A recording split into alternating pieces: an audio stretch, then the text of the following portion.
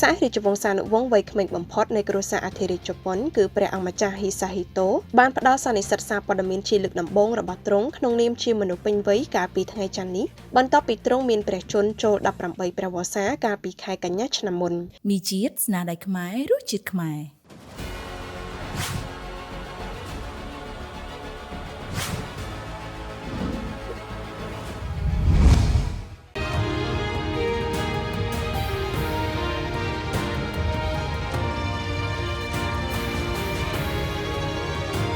វិតាឆ្លុះបញ្ចាំងពីឧត្តមភាព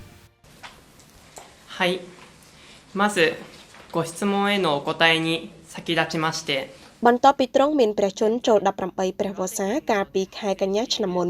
ព្រះអង្គម្ចាស់ហ៊ីសាហ៊ីតូដែលជាសមាជិករាជវង្សានុវង្សបុរសដំបូងគេដែលឈានដល់ពេញវ័យបានមានបន្ទូលថាទ្រង់កំពុងផ្ដោតលើការសិក្សារបស់ទ្រង់ប៉ុន្តែទ្រង់នឹងចាប់អារម្មណ៍បំពេញមុខងារសាធារណៈជាបណ្ដា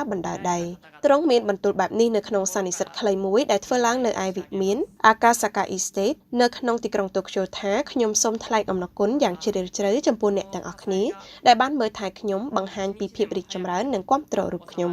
ព្រះអង្គម្ចាស់ហ៊ីសាហ៊ីតូដែលនឹងក្លាយជាព្រះចៅអធិរាជជប៉ុននាថ្ងៃអនាគតណាមួយគឺជាក្មួយប្រុសបង្កើតរបស់ព្រះចៅអធិរាជជប៉ុននីរ៉ូហេតូ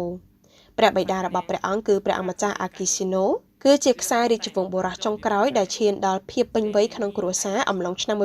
1985ដែរព្រះអង្គម្ចាស់ហ៊ីសាហ៊ីតូគឺជាកូនពៅក្នុងចំណោមគ្រួសារអធិរាជដែលមានសមាជិក17នាក់ដែលបច្ចុប្បន្នមានបុរសតែ4នាក់ប៉ុណ្ណោះយោងតាមច្បាប់ Imperial House Law ឆ្នាំ1947ដែលភាគច្រើនគឺរក្សាតម្លៃគ្រួសារមុនសង្គ្រាមគឺអនុញ្ញាតឲ្យតែសមាជិករាជវង្សបុរសតែប៉ុណ្ណោះអាចមានឱកាសឡើងគ្រងរាជ្យបាននិងបង្ខំឲ្យសមាជិករាជវង្សជាស្ត្រីអាចមានសិទ្ធិរៀបការជាមួយបុរសជាសាមញ្ញជនបានប៉ុន្តែត្រូវបោះបង់ឋានៈពីរាជវង្សាអធិរាជរបស់ពួកគេចេញវិតាឆ្លុះបញ្ចាំងពីឧត្តមភាពមួយខ្ញុំឥឡូវសួរហៅតែមីជាតិឆាសុតមន់ទេយាយម៉ាន